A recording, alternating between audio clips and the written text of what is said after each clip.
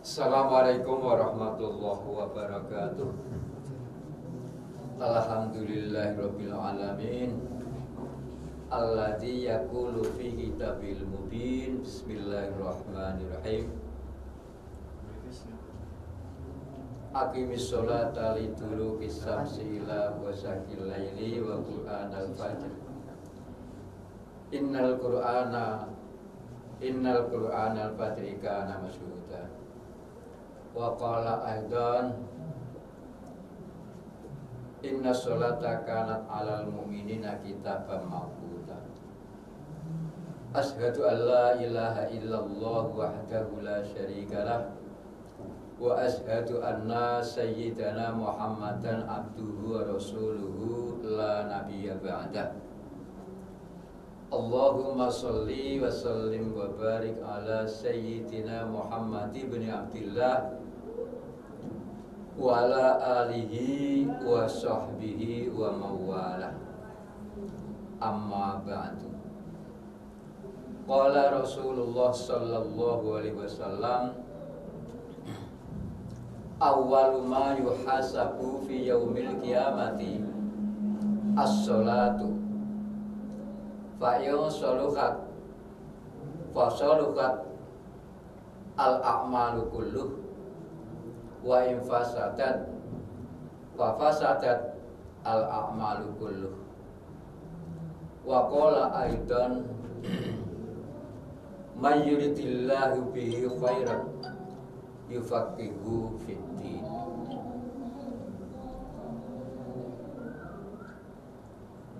Segala puji syukur bagi Allah Subhanahu wa taala yang telah berkenan menganugerahkan kepada kita dalam keadaan sehat, sehat lahir dan sehat batin. Dan semoga dengan syukur ini Allah selalu menambahkan nikmat dan rahmat kepada kita semua, yang insya Allah dengan karunia Allah itu akan menambah tebalnya iman kita untuk berbakti kepada Allah Subhanahu wa taala. Di depan saya sampaikan, Allah berfirman dalam Al-Quran, Bismillahirrahmanirrahim, inna sholata kanat alal mu'minina kitaban mawquta. Sesungguhnya sholat adalah diwajibkan bagi kaum mukminin, yang diatur sesuai dengan waktu pelaksanaan sholat itu. Bahkan Allah Subhanahu wa ta'ala berfirman, inna sholata tanha 'anil fahsya'i wal munkar. Sesungguhnya sholat mampu mencegah masalah munkar, masalah keji, dan masalah keburukan. Sholat mampu mencegah kepada keburukan dan munkar apabila sholat itu dilaksanakan dengan baik, khusyuk, menikmati apa yang dikerjakan dalam sholat itu,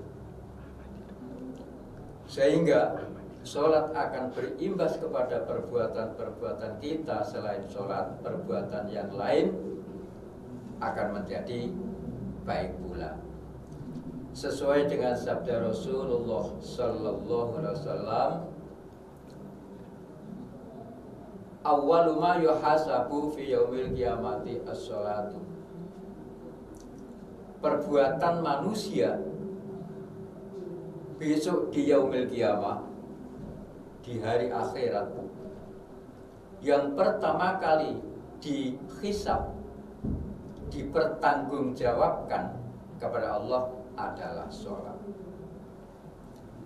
Fa'in sholukat fasolukatil a'malu kulluh. Apabila sholat baik, maka semua perbuatan selain sholat akan dikategorikan baik pula.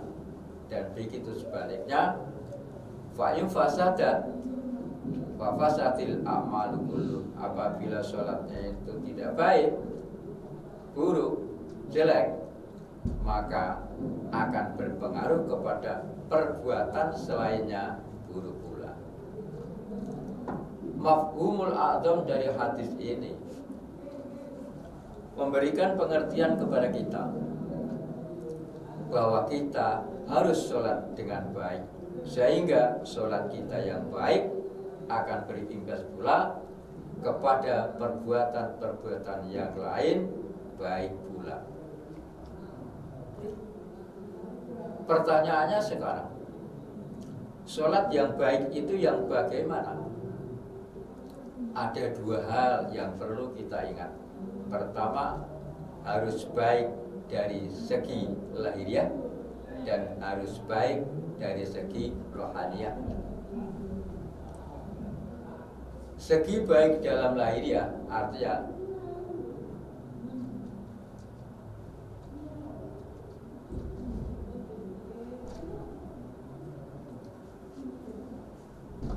ketika kita melaksanakan sholat harus suci badan, pakaiannya harus suci, dan tempatnya juga harus suci.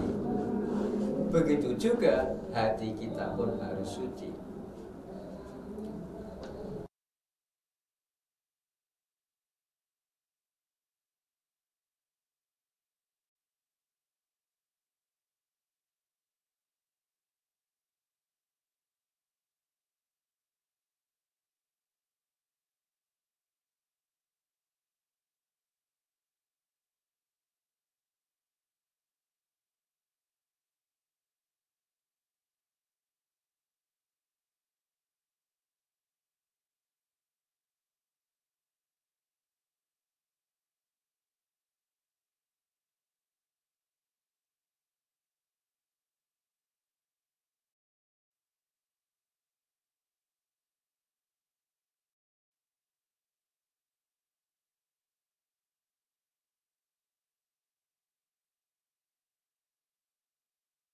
Menjadi sholat yang baik dan berimbas kepada yang lain pula.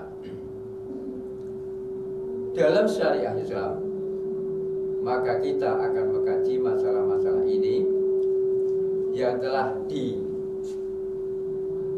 dijelaskan dalam ilmu fikih yang di sana berkaitan masalah toharoh. Toharoh artinya bersuci.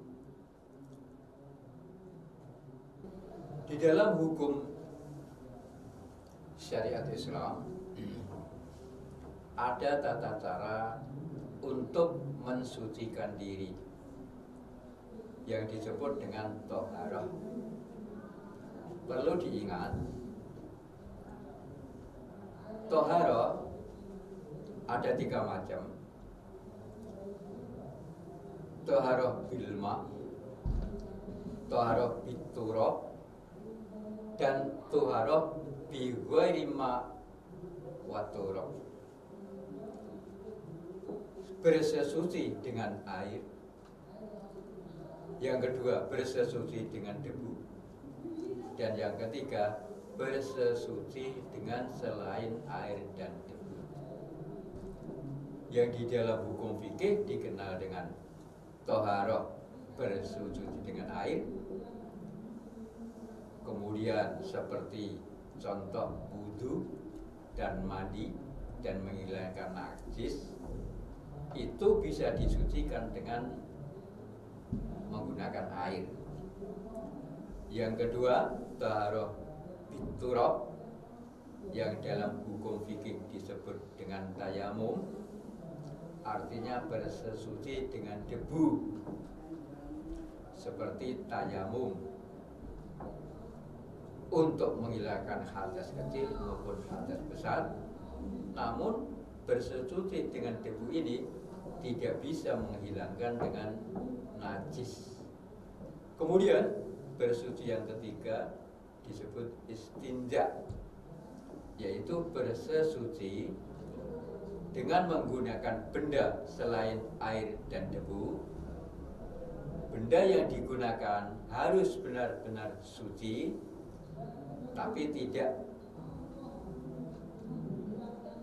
dimuliakan. Artinya dimuliakan adalah benda itu bukan benda-benda yang dipergunakan, artinya benda netral. Sehingga istinja ini hanya bisa dipakai untuk bersuci, untuk menghilangkan najis, tidak bisa untuk menghilangkan hadas, dan tidak bisa untuk menghilangkan atau mandi dan lain sebagainya. Rasulullah SAW bersabda, "Mayuridillahu bi khairan yufaqihu fiddin."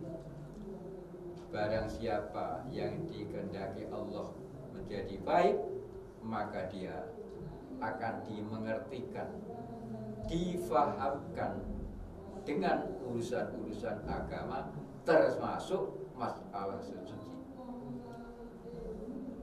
Kalau orang menjadi baik, insya Allah akan baik pula lahiriah dan batiniahnya. Sehingga tadi di depan saya katakan akan berimbas kepada perbuatan-perbuatan yang lain. Yufaqihu fiddin artinya adalah memahami agama, terutama di bidang masalah ubudiyah dan khususnya lagi masalah bersuci. Karena kesucian adalah syarat utama untuk menghadap kepada Allah Subhanahu wa taala. Termasuk sholat adalah ibadah yang langsung berhadapan dengan Allah. Oleh karena itu, ibadah ada dua macam. Ibadah mahdoh, yaitu ibadah-ibadah yang telah diatur ketentuan pelaksanaannya melalui firman Allah dan melalui hadis Rasul. Dan sholat merupakan ibadah yang menghadap langsung pada Allah dan disaksikan oleh Allah. Kemudian yang kedua ada ibadah ghairu mahdoh, ibadah-ibadah yang belum diatur ketentuannya di dalam Al-Quran maupun hadis Rasul, tapi perbuatan itu digolongkan menjadi ibadah karena bernilai baik. Contoh, membuang duri di tengah jalan, itu kan nilai baik karena untuk menghilangkan agar orang lain yang melalui jalan itu menjadi selamat, tidak terkena duri. Membuang duri seperti membuang duri di tengah jalan, itu kan tidak diatur dalam Al-Quran atau hadis Rasul. Kan tidak ada di sana aturan cara membuang duri, kemudian cara membuang rintangan yang ada di tengah jalan, kan tidak ada. Cuma di sana ada anjuran berbuat baik, sehingga berbuat baik itu bermanfaat bagi orang dan bernilai ibadah. Berbeda dengan puasa atau sholat yang saya katakan di depan tadi. Kembali ke depan, masalah toharah ada 3 macam. Yang pertama toharah bil ma', air yang kita gunakan yang bisa menghilangkan najis maupun hadas, itu ada terbagi menjadi 3 macam, yaitu tahir mutahhir, yajuzu isti'maluhu. Yang kedua, tahir mutahhir, yakrahu isti'maluhu. Dan yang ketiga, tahir mutahhir, yahrumu isti'maluhu. Yang pertama, tahir mutahhir, yajuzu isti'maluhu, artinya adalah air suci, mensucikan, dan ini boleh dipakai untuk berwudu, dipakai untuk menghilangkan najis, dipakai untuk mandi dan lain sebagainya, yang di dalam ilmu fikih disebut ma'ul mutlak, air mutlak. Air mutlak adalah air yang belum terikat sebutannya, sehingga air itu bisa dikatakan air yang bebas. banyak air yang terikat sebutannya seperti air teh, air kopi, air susu, air dan macam-macam. Air yang mutlak inilah yang bisa digunakan untuk menghilangkan hadas kecil atau hadas besar maupun najis. Sedangkan air ghairu mutlak yang tadi saya sebutkan contohnya seperti air teh, walaupun banyaknya seperti apa, tidak bisa menghilangkan najis atau tidak bisa menghilangkan hadas. Contohnya, karena orang kaya maka ketika wudhu diberi parfum, nggak boleh, tidak boleh dipakai, cuma wangi tok tapi tidak mengasahkan kepada wudhunya. Air mutlak adalah air yang bisa dijadikan untuk menghilangkan hadas kecil maupun hadas besar atau untuk menghilangkan najis.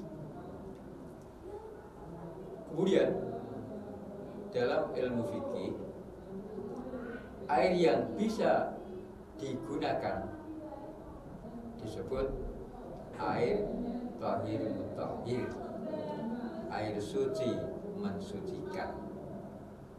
Dilihat dari segi penggunaannya terbagi menjadi 3 macam. Air suci mensucikan boleh dipakai, air suci mensucikan tapi makruh dipakai, dan air suci mensucikan tapi haram dipakai. Air suci mensucikan yang makruh dipakai adalah air yang dipanaskan dengan syarat tempat untuk memanaskan air itu terdiri dari bejana logam selain emas dan perak. Di dalam ilmu fikih dikhawatirkan kalau orang menggunakan air yang dipanaskan selain tempat untuk memanaskan itu emas dan perak, dikhawatirkan akan terjadi penyakit baros. Penyakit baros adalah penyakit belang-belang. Jadi nanti kalau dia itu berwudu atau untuk mandi, meninggalkan hadas besar menggunakan air panas itu nanti jadi belang-belang. Dari segi ini berarti dalam berwudu saja ilmu fikih memperhatikan tentang kesehatan orang atau kesehatan kita. Kemudian yang ketiga, air suci mensucikan tapi haram dipakai adalah air itu air curian. Airnya suci dan bisa menghilangkan hadas sebenarnya, tapi haram dipakai. Oleh karena itu kalau kita berwudu atau menggunakan air untuk menghilangkan najis atau hadas besar, airnya jangan mencuri, tidak boleh mencuri. Di depan saya sampaikan, mayuridillahu bi khairan yufaqihu. Kalau kita paham dengan ilmu agama, insya Allah ibadah kita akan menjadi baik. Kebaikan ibadah kita akan berimbas kepada ketenangan hidup, karena akan berimbas kepada perbuatan yang lain pula. Untuk itu kita harus pandai-pandai memahami hal ini agar ibadah kita, sholat kita ketika besok dimintakan pertanggungan jawab Allah akan menjadi baik. Amin ya rabbal alamin.